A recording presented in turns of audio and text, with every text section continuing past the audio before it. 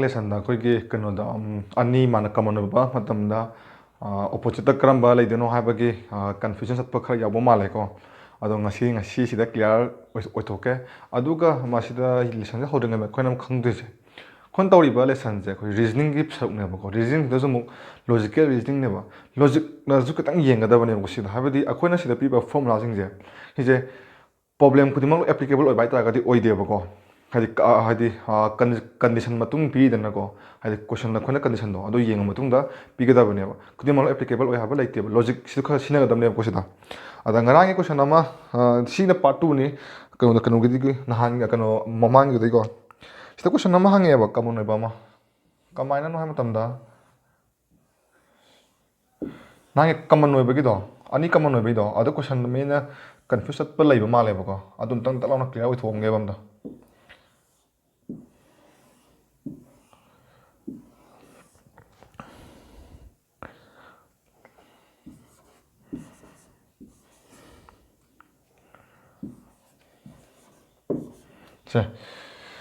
시드네 ma'am ममांग clear ओद्रिसेको सिदा अइना के हाय मतमदा कईगुम सिक्स माने कमन ओइबा अनि याव तारगदी को लेमहौरिबा नंबर से सिन अमन अमगी ऑपोजिट ओइनागनी हाबनेबा हाबदी सिदा क्या लेमहौरे 3 का 4 लेमहौरे अदागदी 3 जिना 4 जे 3 का ऑपोजिट ओइगनी अदुगा 3 जे 4 का ऑपोजिट ओइगनी हाबनेबा सिदा अममु कइमाइना खंग हाम तदा अदागदी 5 के ऑपोजिट ना कना वंगनी 2 के ऑपोजिट ना कना वंगनी हाना मी खजु हंगक यावेबको सिदा अइना हाइनिंग जे तकेम नतेबा सिने ममांगदने पिरामिड डाइस लॉजिक ओइना खनजेबा लॉजिकली ओइना खोना खनजेबको खनबा मतमदा सिपिम डाइस नन स्टैंडर्ड डाइस नेबा हाइबदी 5 के 2 जे प्लस तरो 7 तारेबा को नन स्टैंडर्ड डाइस तदिने मागी ऑपोजिट पुथोकजे यादेबा एंदाबा हाइबदी नन स्टैंडर्ड डाइस तदि मागी ऑपोजिट से खोना पुथोक यादे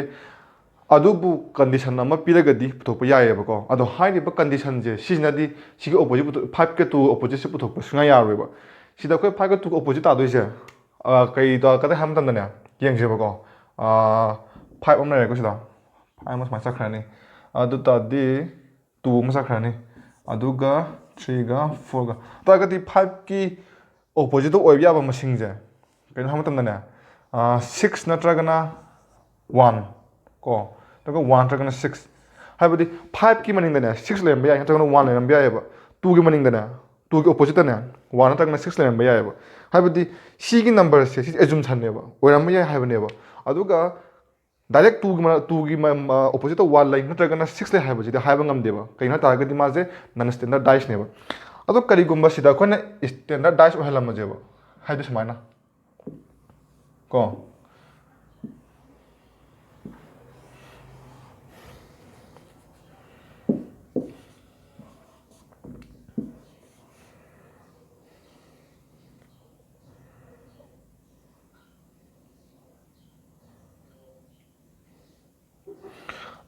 कईगुम स्टैंडर्ड डाइस की ओगदिने मांग मनिंग ऑपोजिट से पुथोक याम लाइबा हाइबदी स्टैंडर्ड डाइस कई हारे पिरामिबा अखोगी उरिबा मसिंग जे सि ऑपोजिट अनि जे प्लस तो मतम ऑलवेज 7 तानी हाइबनेबा हाइबदी स्टैंडर्ड डाइस ओगदी ऑपोजिट फेस अनि दो अदु प्लस तो मतम 7 तानी हाइबनेबा अदुने स्टैंडर्ड डाइस तदिने ऑपोजिट पुथोक याम लाइबा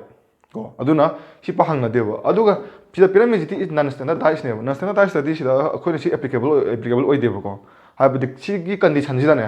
सी क्वेश्चन जिदाने 5 पुथोक जो हाइरोइबा हाइरागने मे बी जे माइ प्रेक को अदो सी सोंग एग्जाम सी सोंग हंगोइबा सी हंगुजे कोई क्लास कुमदा नत्रगना क्लास कुमदा नत्रगना क्लास नत्रगना स्कूल गुम कॉलेज कुमजे सिदा हंगने बसिगुम क्वेश्चन जे यामना हाइबदी सात्रना हंगबै वानी को ओजाना कसु हंगारो सी क्वेश्चन जिदा को अदुना सिमा लैरे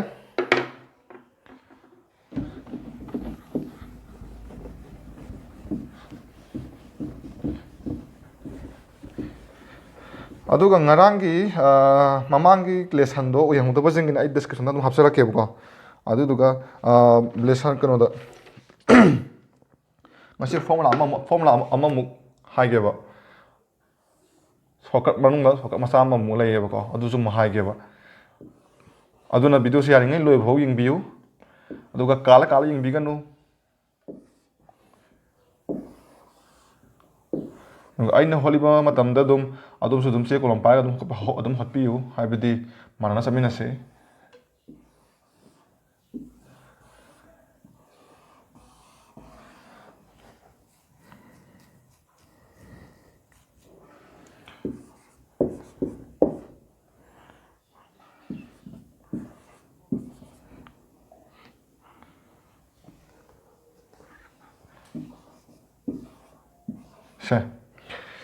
시제 아코나네 마나 1 2 3 마나 또 피셜라세바 피거 홈 피라메버고 아다 시기 피거세 마리 수락고스 야이바 고 nga 수락고스 야이바 비닝 피락 야이바 아도 포뮬라 암디 레이드나 아도 이행제바 아도가 시기 넘버 피드나세 시제 알파벳 오네 피락고스 야이바 하이바디 ABC 오네 피락고스 야이바 고 아다 거의 미크라나 그마이 칸가 하면 담다 C 플러스 또 따다버니 아도 뭐 야만 레이바 고 하이바디 아도 뭐 꼭도 좀 수르가 레이바 그리고 시대 ABC 피락 따라가디 그이 오이가다게바 고 아도기 masai hanage amoina kanba plus orga du haibodo sinam yara aroiba abc orga di mic kan sanam pela kan eba ko aruna aina sa haibodo logically yeng je haije sidane ba aina haije ko sim thang abc mu lakse ba sida yeng se sida kana putok ga 6 ki opposite putok se ko 6 ki opposite se putok se sida ko ada ga di akoina kai haba akoina khoi formula do pangai ta ga di figure ani sida kamno yaugadi panmya do ko yenga je wanga tu ga sida yaubra kaman je 4 4 ai ko ta ga di 1 ga 2 ga je sida ing de je kamno ba je 4 ko ada de kai hare clockwise to unga je ba phana ko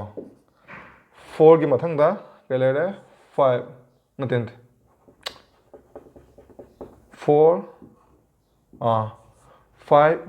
1 songna muk 4 3 6 ko atadi 6 ki opposite ta 1 lai ra habane 5 ki opposite ta 3 lai habane 4 ki opposite ta di siga kai haude 2 lai re ko dia habadi sita 2 wala bani na ada sida amaga mo hauge ba akoina khangdaba haibdi ming amta mandidana ko khangam bi khangdaba jaiba akoina ngasai gi standardize ni non standardize ni hana ma yeng bagi ma tawidina ada khone yeng do je pyramid ba number se haibdi uriba masak uriba face se hena sida yeng ngane putok tu ne ba magun yeng roi ba khoina ngasai gi ni pi langna ba ka masak yeng langna ba do mana khona smile langna do ne ba masak uriba digit se sida any plus to bum matam da sabian taraba au taragati magi opposite plus to sabian target taroigera ko adu kamin kan yeng ba deba oni pyramid ba face se sida yeng da bane ba ko ada sabian taragati high ba dice to nan standard dice ne ba sim dang hana kham yo tu ga 3 wanga tu ga leire sida wanga tu ya adu wanga 3 ga di yabra yai ko habadi 5 ka je kaman yaw bani na kai gumba kaman yaw da taragati tawroi ko yengaje 너무 상황 안사리 시다 판가바네 보고 아도 호독해볼래 뭐 1가 3가 하이브디 간 따다부징도 따나보기다막다 상도 어제보동 1다 시다 5 레래 시단 시디둥 건너 락도니 클로바스 나 한제 보고 까만제 5는 시다 5 담으니 1 4 만에서 시름 옹아니 시다주 5 6 2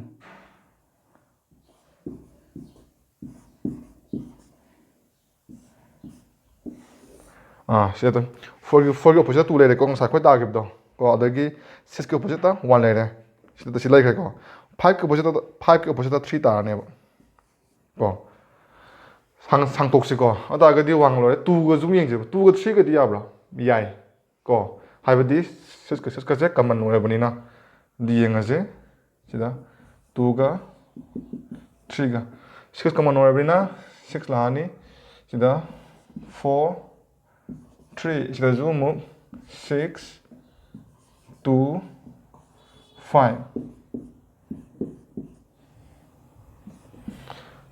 1 따브라 따이거 또 하이버디 시기 포뮬라세 시좀 시나 보시다 아도 시 포뮬라 제 호까이 따가디 any pyramid number figure ani yengba matamda common number yagodamne ko common number yaudragadi si pan yadeba si shortcut ne ba ansari sai se talo rebani ko ansari sida khona 6 ki sida puthok loi khra bane ba adu bo horing question na mina mo hang pe ai ba habdi si nda wi si ga to ya dar ban hang ko ya ba si to ya dar ba hang ko ya ba ya da ya ba ko adu bo to go do figure ani se si da common number di yagodabne ba ko nata ta ga to ya de ba 실례네. 아다 시는 하나 섞었네 하고 섞었 아마 뭐 하게 봐. 시다 그나 시스케부터 혹시 해보네 보고 시다가. 아다디 시기 마마이다 하니 영제바 6세 실레레바 거 어다디 6기 ꯆꯞ ꯃꯥꯟꯅꯅ ꯂꯩꯃꯤꯟꯅꯔꯤꯕ ꯃꯃꯥꯏꯁꯦ 4ꯒ 3ꯒꯅꯦꯕ ꯑꯗꯨ ꯑꯣꯏꯇꯥꯔꯒꯗꯤ 6기 ꯑꯣꯄꯣꯖꯤꯠꯇ 4ꯒ 3ꯒꯁꯦ ꯂꯩꯕ ꯍꯥꯏꯕꯁꯤꯗꯤ ꯑꯣꯏꯊꯣꯛꯑꯔꯣꯏꯕ ꯏꯗꯤ ꯏꯝꯄꯣꯁꯤꯕꯜꯅꯦꯕ ꯃꯔꯝꯗꯤ 6기다 4가 3제 ꯁꯤꯗ ꯎꯠ ꯂꯩꯔꯕꯅꯦꯕ ꯒ꯭ꯌꯥꯟ ꯇꯥꯕ꯭ꯔꯥ ꯇꯥꯏꯀꯣ 6가 4 3가 시가 살아내봐 하이브디 6기 오포지트다 4가 3가제 라이브 하이브지 오이러봐 시다 시점도 ꯌꯦꯡꯁꯦꯕ 시다ꯁꯨ 2가 5가 ꯂꯩꯔꯦꯕꯀꯣ 6기 오포지트다 2가 5가 ꯂꯩꯕ 하이브지 오이ꯊꯣꯛꯑꯔꯣꯏꯕ ꯁꯤꯗꯀꯣ ꯑꯗꯨꯅ ꯀꯠꯊꯈ꯭ꯔꯦ ꯑꯗꯨ ꯀꯌꯥ ꯂꯦꯝꯍꯧꯋꯦ 2 ꯆꯠꯈ꯭ꯔꯦ 3 4 5 6 ꯂꯩꯔꯦ ꯑꯗꯨ 1 ꯂꯦꯝꯍꯧꯋꯤꯗꯅ ꯑꯗꯨꯒꯤ 1ꯁꯦ 6기 오포지트 ꯇꯥꯔꯦꯕ ꯀꯣ ꯑꯗꯨꯒ 시기 포뮬라ꯁꯦ 시기 ሾ트ꯀꯠꯁꯦ 시ꯖꯤꯟꯅꯒꯦ ꯍꯥꯏꯇꯥꯔꯒꯗꯤꯅꯦ ꯑꯩꯈꯣꯏꯅ ꯐꯤꯒꯔꯁꯤ ꯌꯦꯡꯉꯒ ꯀꯔꯤꯒꯨꯝꯕ ꯂꯣꯖꯤꯛꯇꯣ ꯑꯗꯨꯝ 시ꯅꯁꯤꯀꯣ ꯐꯤꯒꯔ ꯑꯅꯤꯁꯤꯗ ꯀꯃꯟ ꯑꯣꯏꯔꯝ ꯇꯥꯔꯒꯗꯤꯅꯦ ꯁꯤ ꯄꯥꯟꯕꯗ ꯑꯗꯨꯝ ꯌꯥꯅꯦꯕ ꯍꯥꯏꯗꯤ ꯆꯥꯟꯁ ꯋꯥꯡꯉꯦ ꯍꯥꯏꯕꯅꯦꯕ ꯂꯣꯏꯅꯃꯛ ꯄꯥꯟꯅꯅꯤ ꯍꯥꯏꯕꯁꯨ ꯑꯃꯨꯛ ꯂꯩꯇꯦꯀꯣ ꯀꯩꯅꯣ ꯍꯧꯖꯤꯛꯀꯤꯗꯣ ꯉꯥꯡꯉꯤꯁꯨ ꯈꯔ ꯁꯨꯝ ꯂꯧꯁꯟꯕꯤꯌꯣꯕ ꯑꯗꯨ ꯇꯥꯔꯒꯗꯤ ꯀꯩꯒꯨꯝꯕ ꯁꯤꯗ ꯑꯅꯤ ꯍꯥꯡꯉꯝꯃꯦ ꯈꯜꯂꯁꯦꯕ ꯀꯣ ꯑꯗꯨ ꯑꯣꯏꯇꯥꯔꯒꯗꯤ 시기 포뮬라ꯁꯦ ꯄꯥꯟꯕ ꯌꯥꯔꯣꯏꯕ 시디 ꯑꯗꯨꯝ 시ꯖꯤꯟꯅꯒꯅꯦꯕ ꯀꯣ 시디 ꯑꯗꯨꯝ 시ꯖꯤꯟꯅꯒꯅꯤ 포뮬라 ꯈꯨꯗꯤꯡꯃꯛꯇ ꯑꯗꯨꯒ 시지나 ꯑꯃꯨꯛ ꯈꯤꯇꯪ ꯁꯣꯔꯠꯀꯠꯅꯤ 시디나 ꯑꯃꯨꯛꯀꯣ 시다 ꯍꯦꯟꯅ ꯇꯦꯟꯁꯟꯕ ꯍꯥꯏꯇꯥꯔꯦ ꯑꯊꯨꯕꯒꯤꯗꯤ ꯑꯗꯨꯅ 시 ꯄꯥꯟꯕ ꯃꯇꯝꯗꯁꯨ ꯌꯦꯡꯉ ꯄꯥꯟꯕꯤꯔꯣꯕ ꯑꯗꯨꯝ ꯑꯗꯨꯒ ꯍꯟꯗꯛꯅ 알파벳ꯀꯤ ꯑꯃꯨꯛ ꯇꯧꯁꯤꯀꯣ 알파벳ꯀꯤꯗ ꯍꯥꯏꯕꯗꯤ 시기ꯗꯗꯤ 플러스 마이너스 ꯌꯥꯝ ꯌꯥꯎꯋꯤꯗꯅ ꯑꯗꯨ 알파벳ꯇ ꯑꯃꯨꯛ ꯌꯦꯡꯖꯦꯕ ꯂꯣꯖꯤꯛꯇ ꯑꯃꯨꯛ ꯄꯥꯟꯁꯟꯖꯦꯕ ꯑꯃꯨꯛ 하여튼 ꯃꯌꯥꯝꯒꯤ ꯗꯥꯎꯠꯇꯣ ꯊꯨꯒꯥꯏꯖꯦꯕ 하여튼 ꯀꯣꯏꯁꯟ ꯍꯌꯦꯡ ꯑꯦꯛꯖꯥꯝꯗꯗꯤ ꯀꯔꯝꯕ ꯍꯪꯉꯛꯇꯣꯏꯅꯣ ꯈꯪꯗꯦꯅ ꯍꯥꯏꯕꯗꯤ ꯁꯤ ꯀꯣꯏꯁꯟꯁꯤꯗ 알파벳ꯇ ꯍꯪꯉꯛꯄꯁꯨ ꯌꯥꯏ ꯅꯠꯇ꯭ꯔꯒꯅꯅꯦ ꯑꯩꯈꯣꯏꯒꯤ ꯀꯩꯅꯣꯁꯦ ꯃꯆꯨ ꯑꯣꯏꯅ ꯄꯤꯔꯒ ꯍꯪꯉꯛꯄꯁꯨ ꯌꯥꯏ ꯍꯥꯏꯕꯗꯤ ꯌꯦꯜꯂꯣꯒꯨꯝꯕ ꯕ꯭ꯂꯨ ꯒ꯭ꯔꯤꯟ ꯅꯠꯇ꯭ꯔꯒꯅ ꯁꯤꯝꯕꯣꯜ ꯄꯤꯔꯒ ꯍꯪꯉꯛꯄꯁꯨ ꯌꯥꯏꯑꯕ ꯑꯦꯅꯤ ꯍꯪꯉꯛꯄ ꯌꯥꯏꯑꯕ ꯑꯗꯨ ꯑꯦꯅꯤ ꯍꯪꯉꯛꯑꯁꯨꯅꯦ ꯉꯁꯤꯒꯤ 시기 ꯐꯣꯔꯃꯨꯂꯥꯁꯦ ꯁꯤꯗ ꯑꯗꯨꯝ ꯄꯥꯅꯦꯕ ꯀꯟꯁꯦꯞꯇꯣ ꯀ꯭ꯂꯤꯌꯥꯔ ꯑꯣꯏꯁꯦꯕ ꯀꯣ ꯍꯥꯏꯕꯗꯤ ꯁꯤꯗ ꯃꯔꯛꯇ ꯁꯤ ꯑꯣꯏꯕ ꯅꯠꯇꯕ ꯀꯟꯁꯦꯞ ꯄ꯭ꯔꯣꯁꯤꯗꯣꯔꯗꯣ ꯑꯗꯨꯝ ꯀ꯭ꯂꯤꯌꯥꯔ ꯑꯣꯏꯗꯤ ꯑꯗꯨꯝ ꯌꯥꯔꯦꯕ ꯗꯤ 시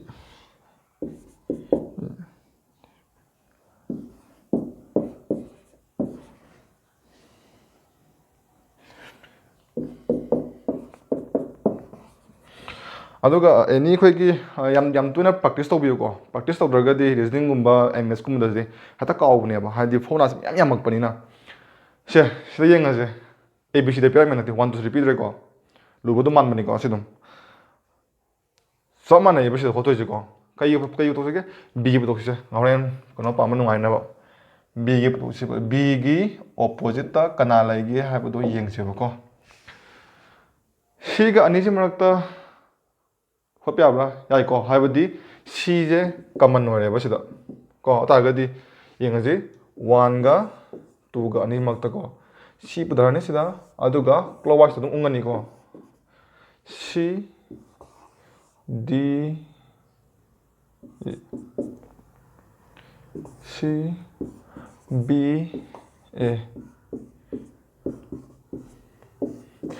A B C D E F ꯇꯥꯔꯅꯤꯀꯣ Cꯒꯤ ꯑꯣꯄꯣꯖꯤꯠꯇ Bꯒꯤ ꯑꯣꯄꯣꯖꯤꯠꯇ D ꯑꯪꯀꯗꯤ ꯂꯣꯏꯔꯕꯅꯤꯀꯣ ꯑꯗꯨ ꯇꯥꯔꯒꯁꯨ ꯃꯌꯥꯝ ꯈꯪꯅꯕꯒꯤꯗꯃꯛꯇ ꯁꯥꯡꯗꯣꯛꯑ ꯍꯣꯠꯁꯦꯕ ꯃꯈꯜ ꯌꯦꯡꯁꯦꯕ ꯁꯤꯗ ꯑꯩꯅ ꯁꯤꯗ ꯀ꯭ꯂꯣꯛꯋꯥꯏꯁ ꯎꯪꯉꯦ ꯑꯦꯟꯇꯤ ꯀ꯭ꯂꯣꯛꯋꯥꯏꯁ ꯎꯪꯕ ꯌꯥꯏꯁꯨ ꯍꯥꯏꯈ꯭ꯔꯦꯀꯣ ꯑꯗꯨꯒ ꯑꯗꯨꯒꯤ ꯀꯃꯥꯏꯅ ꯎꯪꯒꯅꯤ ꯍꯥꯏꯕꯗꯣ ꯑꯦꯟꯇꯤ ꯀ꯭ꯂꯣꯛꯋꯥꯏꯁꯇꯨꯅ ꯀꯃꯥꯏꯅ ꯇꯧꯒꯅꯤ ꯍꯥꯏꯕꯗꯨꯁꯨ ꯆꯞ ꯃꯥꯟꯅꯩ ꯑꯗꯨꯒꯤ ꯃꯃꯥꯡꯒꯤ ꯂꯦꯁꯟꯗ ꯌꯥꯎꯈ꯭ꯔꯕꯅꯤ ꯑꯩ ꯗꯤꯁꯀ꯭ꯔꯤꯞꯁꯟꯗ ꯄꯤꯖꯔꯛꯀꯦ 1ꯒ 2가 ꯂꯩꯔꯦ 2ꯒ 3ꯒꯗꯤ 1ꯒ 3ꯒꯗꯤ ꯌꯥꯕ꯭ꯔꯥ ꯌꯥꯏꯀꯣ ꯍꯥꯏꯕꯗꯤ 이가 이가 कमन 어려워 이행하시 시다수고 1 and 3 거 근데 이 common 어려면서 이 담만이 많아 아다기 C 라니 D 송기주 E F B 아주 쉽게 따라 이게 다 A 또 ताइको चमाने को अंक दि सिदा लोय खरबनि को हाइदि प्रॉब्लम सिदा लोय खरबनि बा आइना सुम मयाम ना हरे क्वेश्चन हांगतना बा ना को आइना सि सांगतोरक पे वाने हंतो हाइदि याम सांगदोराइने बसे एक्सप्लेन तो एक्सप्लेन हेन तौराइने बमु ताना खंगना बा ना हाबदि मी जे मानदमिना सिलारे ता गदि 2 गा 3 गा दि याब्रा याइको B गा याइको सिदा अदुना 2 and 3 को B जे समाय थमनि A C C기죠 B E F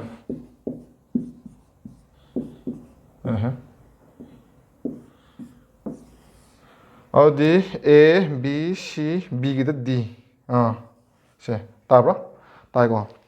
ꯒ꯭ꯌꯥꯟ ꯇꯥꯔꯅꯤꯀꯣ ꯑꯗꯨ ꯁꯤꯗ ꯑꯗꯨꯝ ꯄ꯭ꯔꯣꯁꯦꯁ ꯆꯞ ꯃꯥꯟꯅꯩꯑꯕ ꯁꯤꯗ ꯄꯤꯅꯤꯡꯕꯁꯤꯗ ꯁꯤꯝꯕꯣꯜ ꯄꯤꯔꯝꯃꯁꯨ ꯑꯗꯒꯤ ꯌꯦꯜꯂꯣ ꯕ꯭ꯂꯨ ꯒ꯭ꯔꯤꯟ ꯄꯤꯔꯝꯃꯁꯨꯅꯦ ꯄ꯭ꯔꯣꯁꯦꯁꯇꯤ ꯆꯞ ꯃꯥꯟꯅꯩꯑꯕꯀꯣ ꯑꯗꯣ ꯁꯤꯗ ꯑꯗꯨꯝ ꯄ꯭ꯔꯣꯁꯦꯁ ꯆꯞ ꯃꯥꯟꯅꯩ ꯒ꯭ꯌꯥꯟ ꯇꯥꯔꯅꯤ ꯀꯣ ꯑꯗꯣ ꯉꯁꯥꯏꯒꯤ ꯑꯁꯝꯕꯤꯗꯣ ꯑꯗꯨꯝ ꯌꯦꯡꯁꯦꯕ Bꯒꯤ ꯍꯥꯏꯕꯅꯦꯕ ꯁꯤꯗ Bꯒ ꯃꯥꯟꯅ ꯄꯤꯔꯝꯃꯤꯁꯤ Aꯒ Cꯒꯅꯦꯕ ꯑꯗꯨꯅ ꯇꯥꯛꯄꯗꯤ Bꯒꯤ ꯑꯣꯄꯣꯖꯤꯠꯇ Aꯒ Cꯒ ꯂꯩꯕ 하이ꯕꯁꯦ ꯑꯣꯏꯊꯣꯛꯑꯔꯣꯏꯕꯀꯣ ꯑꯗꯨꯅ Aꯒ Cꯒꯁꯦ ꯀꯛꯊꯠꯄꯤꯔꯣ ꯁꯨꯃꯥꯏꯅ ꯁꯤꯗꯁꯨ ꯑꯃꯨꯛ ꯂꯩꯔꯦꯕ Bꯒꯤ ꯑꯣꯄꯣꯖꯤꯠꯇ Eꯒ Fꯒ ꯀꯣ Eꯒ Fꯒꯁꯤꯁꯨ ꯑꯣꯏꯊꯣꯛꯑꯔꯣꯏꯕ ꯀꯣ ꯑꯗꯨꯗꯤ ꯀꯅꯥ ꯂꯩꯍꯧꯔꯦ A ꯆꯠꯈ꯭ꯔꯦ B C E F ꯆꯠꯈ꯭ꯔꯦ D ꯂꯩꯍꯧꯏꯀꯣ ꯑꯗꯨꯅ ꯑꯩꯈꯣꯏꯗꯤ ꯇꯥꯏꯀꯣ ꯑꯗꯨꯒ ꯀꯩꯒꯨꯝꯕ ꯑꯩꯈꯣꯏ ꯁꯤꯗꯅꯦ E ꯂꯩꯔꯦ ꯑꯗꯨꯗꯤ Aꯒꯤ ꯁꯤꯗ ꯑꯩꯈꯣꯏꯅ ꯁꯤꯒꯤ ꯑꯁꯝꯕꯤ ꯐꯣꯔꯃꯨꯂꯥꯁꯤꯗꯅꯦ ꯑꯩꯈꯣꯏꯅ Aꯒꯤ ꯄꯨꯊꯣꯛꯄꯁꯨ ꯌꯥꯔꯣꯏꯕ ꯌꯦꯡꯁꯤꯀꯣ Aꯁꯦ ꯁꯤꯗ ꯑꯝꯇꯪ ꯌꯥꯎꯕ꯭ꯔꯥ ꯌꯥꯎꯏꯀꯣ Aꯒꯤꯗ ꯂꯩꯔꯤꯁꯦ ꯍꯣꯏ Aꯒꯤꯗ Bꯒ Cꯒꯗꯤ ꯄꯨꯊꯣꯛꯄ ꯌꯥꯔꯣꯏꯅ ꯌꯥꯔꯣꯏꯕꯀꯣ Bꯒ Cꯒꯗꯤ ꯀꯩꯗꯧꯅꯨꯡꯗ Aꯒꯤ ꯑꯣꯄꯣꯖꯤꯠ ꯑꯣꯏꯔꯔꯣꯏꯕ ꯀꯌꯥ ꯂꯩꯍꯧꯋꯦ A B C D E F ꯀꯣ ꯑꯍꯨꯝꯁꯦ ꯁꯤ Aꯒꯤ ꯑꯣꯄꯣꯖꯤꯠ ꯑꯣꯏꯕ ꯌꯥꯏꯑꯕ ꯇꯥꯕ꯭ꯔꯣ ꯑꯗꯨꯅ ꯁꯨꯃꯥꯏꯅ ꯄꯤꯔꯛ ꯇꯥꯔꯒꯗꯤ ꯁꯤꯒꯤ ꯐꯣꯔꯃꯨꯂꯥ ꯁꯤꯖꯤꯟꯅꯕ ꯌꯥꯗꯦ ꯁꯤ ꯁꯤꯖꯤꯟꯅꯒꯗꯕꯅꯤ ꯀꯣ ꯁꯤꯃꯁꯨ ꯀꯟꯁꯦꯞꯇꯨ ꯀ꯭ꯂꯤꯌꯥꯔ ꯑꯣꯏꯕꯤꯔꯣꯀꯣ ꯑꯍꯨꯝ ꯇꯧꯔꯦ ꯃꯔꯤꯁꯨ ꯑꯝꯇꯪ ꯇꯧꯁꯦ ꯑꯔꯣꯏꯕ ꯑꯣꯏꯅ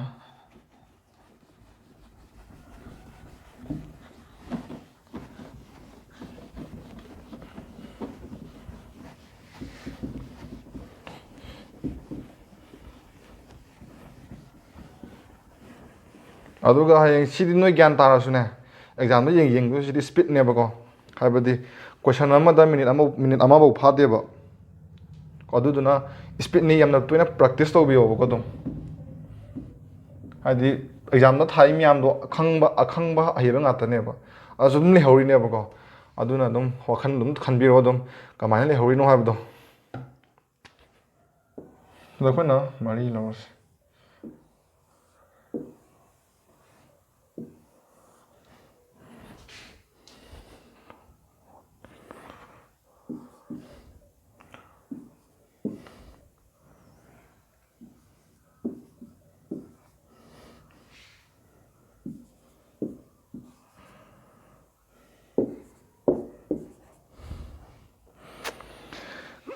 ꯁꯤꯗ ꯀꯅꯥꯒꯤ ꯄꯨꯊꯣꯛꯁꯤꯒꯦ ꯐꯣꯔ ꯄꯨꯊꯣꯛꯁꯤꯔꯥ ꯐꯔꯦ ꯐꯣꯔ ꯄꯨꯊꯣꯛꯁꯤ ꯁꯤꯗ ꯑꯩꯈꯣꯏꯅ ꯐꯣꯔꯒꯤ ꯑꯣꯄꯣꯖꯤꯠꯇ ꯀꯅꯥ ꯂꯩꯒꯦꯅ ꯄꯨꯊꯣꯛꯁꯦꯕ ꯁꯤꯗꯀꯣ ꯐꯣꯔꯒꯤ ꯑꯣꯄꯣꯖꯤꯠꯇ ꯀꯅꯥꯅꯣ ꯍꯥꯏꯕꯗꯀꯣ ꯑꯗꯨꯗꯤ ꯋꯥꯟꯒ ꯇꯨꯒꯁꯤꯗ ꯌꯥꯕ꯭ꯔꯥ ꯌꯥꯏꯀꯣ ꯋꯥꯟ ꯑꯃꯁꯨꯡ ꯇꯨꯁꯤꯗ ꯂꯩꯗꯣꯏꯁꯦ ꯑꯅꯤ ꯃꯥꯟꯅꯔꯦꯕ ꯀꯣ ꯀꯃꯟ ꯑꯣꯏꯕꯁꯤꯡꯁꯦ ꯀꯃꯟ ꯑꯣꯏꯃꯤꯟꯅꯔꯦꯕ ꯀꯣ ꯑꯗꯨ ꯇꯥꯔꯒꯗꯤ 2 ꯑꯃꯁꯨꯡ 5ꯁꯦ ꯃꯈꯣꯏꯒꯤ ꯑꯣꯄꯣꯖꯤꯠ ꯑꯣꯏꯔꯅꯦꯕ ꯀꯩ ꯍꯥꯏꯕ 2ꯁꯤꯅ 5ꯀꯤꯁꯨ ꯑꯣꯄꯣꯖꯤꯠ ꯑꯣꯏꯔꯅꯤ ꯑꯗꯨꯒ 5ꯁꯤ 2ꯒꯤ ꯑꯣꯄꯣꯖꯤꯠ ꯑꯣꯏꯅꯔꯅꯦꯕ ꯀꯣ ꯁꯤꯗ ꯂꯩꯔꯦ 1ꯒ 3ꯒꯗꯤ ꯌꯥꯕ꯭ꯔꯥ ꯁꯤ ꯁꯝꯅꯤꯀꯣ ꯌꯥꯝ ꯁꯝꯃꯤꯀꯣ 1ꯒ 3ꯒꯗꯤ ꯌꯥꯕ꯭ꯔꯥ ꯌꯦꯁ ꯌꯥꯏ ꯍꯥꯏꯕꯗꯤ ꯁꯤꯗꯁꯨ ꯀꯃꯟ ꯑꯣꯏꯅ ꯂꯩꯔꯝꯃꯦꯕ 2ꯒ 3ꯒꯁꯦ 2ꯒ 3ꯒꯁꯦ ꯁꯤꯒꯁꯨ ꯀꯃꯟ ꯑꯣꯏꯃꯤꯟꯅꯔꯝꯃꯦꯕ ꯑꯗꯨ ꯑꯣꯏꯇꯥꯔꯒꯗꯤ 1ꯒ 3ꯒꯒꯤ ꯃꯔꯛꯇ ꯑꯣꯏꯗꯣꯏꯁꯦ ꯀꯃꯟꯁꯦ 2 3 ꯆꯠꯈ꯭ꯔꯕꯅꯤꯅ 4ꯒ 1ꯒ ꯀꯣ 1ꯁꯦ 4 ꯒ꯭ꯌꯥꯟ ꯇꯥꯕ꯭ꯔꯥ ꯇꯥꯏꯀꯣ 1ꯒ ꯁꯤ 4 ꯑꯣꯏꯍꯟꯁꯦ 1ꯒ 4ꯒꯗꯤ ꯌꯥꯕ꯭ꯔꯥ 2 ꯌꯦꯁ ꯌꯥꯏ ꯍꯥꯏꯕꯗꯤ ꯀꯃꯟ ꯑꯣꯏꯔꯤꯁꯦ ꯁꯤꯗ 2ꯅꯦ ꯁꯣꯝ 2ꯅ ꯀꯃꯟ ꯑꯣꯏꯔꯤꯑꯕꯀꯣ ꯑꯗꯨ ꯌꯦꯡꯉꯁꯤ 1ꯒ 4ꯒꯁꯤꯗꯀꯣ 2 ꯂꯩꯔꯦ 시죠 clockwise 좀 웅시고 sama 웅시해보도 2 3 1 손을 뭐 2 6 4 고 3기 opposite 6 레레 1기 opposite 4 레레 2기 opposite 5 레레 숨레용 거 2기 opposite 5 레레 사고 싶다 딱 그러면 해봐 1기 opposite 4 레레 딱 그러면 해봐 3기 opposite 6 레레 고 안사리 시도 lower bane ba haidi 4 opposite 1 le bi lower bane ba dum ko ꯍꯥꯏꯗꯤ ꯑꯗꯨ ꯑꯩꯅ ꯁꯨꯝ ꯍꯥꯡꯗꯣꯛꯄꯅꯦꯕ ꯍꯥꯏꯗꯤ ꯃꯌꯥꯝꯅ ꯍꯣꯔꯦꯟ ꯗꯥꯎꯠ ꯂꯩꯕꯗꯣ ꯑꯗꯨ ꯇꯣꯛꯅꯕꯅꯦꯕꯀꯣ 2ꯒ 1ꯒ ꯂꯩꯕꯅꯦ 2ꯒ 3ꯒ ꯁꯨꯝ ꯌꯦꯡꯁꯦꯕꯀꯣ 2ꯒ 3 ꯌꯥꯕ꯭ꯔꯥ ꯌꯥꯏ ꯀꯣ ꯑꯗꯣ 2ꯒ 3ꯒꯁꯦ ꯌꯦꯡꯁꯦ ꯇꯥꯔꯒꯗꯤ 3 ꯀꯣ 2 3 ꯑꯗꯨꯗꯤ 3 ꯑꯃ ꯂꯥꯛꯑꯅꯤ 5 1 ꯀꯣ 3 2 4 6 ꯇꯥꯏꯀꯣ ꯁꯦ ꯌꯥꯕ꯭ꯔꯥ ꯍꯥꯏꯀꯣ 4ꯒꯤꯗ 1 ꯂꯩꯔꯦ 5ꯒꯤꯗ 2 ꯂꯩꯔꯦ 3ꯒꯤꯗ 1 ꯂꯩꯔꯦ ꯁꯦ ꯑꯗꯨꯝ ꯂꯣꯏꯁꯤꯜꯂꯁꯤ ꯉꯁꯤꯒꯤ ꯁꯤꯅꯤ ꯑꯩꯈꯣꯏꯒꯤ ꯀꯩꯅꯣꯁꯦ ꯄ꯭ꯔꯣꯁꯦꯁꯁꯦ ꯑꯩꯅ ꯍꯥꯏꯕꯗꯣ ꯄ꯭ꯔꯣꯁꯦꯁꯁꯦ ꯆꯞ ꯃꯥꯟꯅꯩꯌꯦꯕꯀꯣ ꯍꯥꯏꯗꯤ ꯁꯤꯗ ꯑꯩꯈꯣꯏꯅ ꯏꯪꯂꯤꯁꯦ ꯄ꯭ꯔꯣꯁꯦꯁ ꯆꯞ ꯃꯥꯟꯅꯩ ꯁꯤꯗ ꯑꯩꯈꯣꯏꯅ ꯈꯟꯕꯁꯦ ꯔꯤꯖꯅꯤꯡꯒꯨꯝꯕꯁꯦ ꯈꯟꯕ ꯃꯇꯝꯗ ꯑꯩꯈꯣꯏ ꯂꯣꯖꯤꯛ ꯈꯤꯇꯪ ꯌꯥꯎꯒꯗꯕꯅꯦꯕꯀꯣ ꯑꯩꯈꯣꯏꯅꯁꯨ ꯈꯤꯇꯪ ꯀꯣꯛꯁꯦ ꯈꯤꯇꯪ ꯈꯟꯒꯗꯕꯅꯦꯕ ꯑꯗꯨ ꯈꯟ ꯇꯥꯔꯒꯗꯤ ꯑꯟꯁꯥꯔꯁꯦ ꯑꯗꯨꯝ ꯐꯪꯅꯦꯕ ꯂꯣꯖꯤꯛꯀꯤ ꯂꯣꯝꯗꯒꯤ ꯈꯟꯗ꯭ꯔꯒꯗꯤ ꯑꯟꯁꯥꯔꯁꯨ ꯄꯥꯛ ꯐꯪꯉꯣꯏꯕ ꯉꯁꯥꯏꯒꯤ ꯑꯍꯥꯟꯕꯒꯤ ꯃꯥꯟꯅꯕꯒꯤꯗꯣ ꯑꯗꯨ ꯁꯨꯝ ꯑꯣꯏꯕ ꯌꯥꯕ ꯃꯁꯤꯡꯗꯣ ꯑꯗꯨꯗ ꯂꯣꯏꯔꯦꯕ ꯑꯗꯨ ꯁꯨꯝ ꯊꯤꯔ ꯂꯩꯇꯥꯔꯒꯗꯤꯅꯦ ꯃꯇꯝ ꯇꯤꯛꯀꯠꯇꯅ ꯃꯥꯡꯈ꯭ꯔꯅꯦꯕꯀꯣ ꯑꯗꯨꯅ ꯈꯤꯇꯪ ꯂꯣꯖꯤꯀꯦꯜ ꯑꯣꯏꯅꯁꯨ ꯈꯟꯒꯗꯕꯅꯦꯕ ꯀꯣ ꯑꯗꯨꯒ ꯉꯁꯤꯒꯤ ꯁꯤꯗ ꯂꯣꯏꯁꯤꯟꯖꯔꯦ ꯑꯗꯨꯒ ꯀꯩꯒꯨꯝꯕ ꯒ꯭ꯌꯥꯟ ꯇꯥꯗꯕ ꯌꯥꯎꯔꯒꯁꯨ ꯑꯩ ꯄꯥꯔꯠ 3 ꯑꯃꯨꯛ ꯄꯨꯔꯛꯀꯦꯕꯀோ ꯑꯗꯨꯒ ꯄꯥꯔꯠ 1ꯒꯤꯗꯣ ꯌꯦꯡꯍꯧꯗꯕ ꯌꯥꯎꯔꯒꯅ ꯗꯤꯁꯀ꯭ꯔꯤꯞꯁꯟꯗ ꯍꯥꯞꯆꯔꯛꯀꯦ ꯂꯤꯡꯛꯇꯣ ꯑꯗꯨꯝ ꯑꯗꯨꯁꯨ ꯃꯤꯠꯌꯦꯡ ꯇꯥꯕꯤꯔꯣ ꯍꯥꯏꯕꯗꯤ ꯑꯃ ꯀꯥꯔ ꯆꯠꯈꯤꯕ ꯍꯥꯏꯗꯨ ꯐꯠꯇꯦꯕ ꯍꯥꯏꯕꯗꯤ ꯁꯤꯗ ꯍꯥꯞꯇꯕ ꯐꯣꯔꯃꯨꯂꯥ ꯁꯤꯒꯤ ꯃꯃꯥꯡꯗ ꯐꯣꯔꯃꯨꯂꯥ ꯃꯌꯥꯝ ꯑꯃ ꯍꯥꯏꯈꯤꯕꯁꯨ ꯌꯥꯎꯕꯅꯦꯕꯀꯣ ꯑꯗꯨꯝ ꯌꯦꯡꯕꯤꯔꯣ ꯑꯗꯨꯒ ꯉꯁꯤ ꯉꯁꯤ ꯀꯔꯝ ꯇꯧꯋꯤ ꯍꯥꯏꯕꯗꯨ ꯀꯃꯦꯟꯗ ꯊꯝꯕꯤꯔꯝꯃꯨ ꯑꯗꯨꯒ ꯑꯅꯧꯕ ꯄꯥꯔꯠ ꯑꯃꯃꯨꯛ ꯁꯦꯝꯃꯛꯈ꯭ꯔꯣ ꯍꯥꯏꯕꯗꯨꯁꯨ ꯊꯝꯕꯤꯔꯝꯃꯨ ꯑꯗꯨꯒ ꯁꯦꯝꯃꯛꯑꯒꯅ ꯀꯔꯝꯕ ꯖꯒꯥꯗ ꯁꯦꯝꯃꯛꯎꯒꯦ ꯍꯥꯏꯕꯗꯨꯁꯨ ꯊꯝꯕꯤꯔꯝꯃꯣꯕꯀꯣ ꯑꯗꯨꯒ ꯁꯤꯒꯤ ꯄꯣꯠꯁꯦ ꯁꯤꯒꯤ ꯃꯁꯤꯡ 4 ꯁꯨꯕꯁꯦ ꯁꯤꯗ ꯑꯜꯐꯥꯕꯦꯠ ꯑꯣꯏꯅ ꯁꯦꯝꯃꯁꯨꯅꯦ ꯆꯞ ꯃꯥꯟꯅꯩꯕ ꯁꯤꯒꯤ ꯄ꯭ꯔꯣꯁꯦꯁ ꯆꯞ ꯃꯥꯟꯅꯅꯤꯀꯣ ꯁꯤꯝꯇꯪ ꯑꯃꯨꯛ ꯈꯪꯖꯤꯟꯕꯤꯔꯛꯑꯣꯀꯣ ꯐꯔꯦ ꯉꯁꯤꯒꯤꯗꯤ ꯃꯇꯥꯡꯁꯤꯗ ꯂꯣꯏꯁꯤꯟꯖꯔꯁꯤ ꯊꯦꯡꯛ ꯌꯨ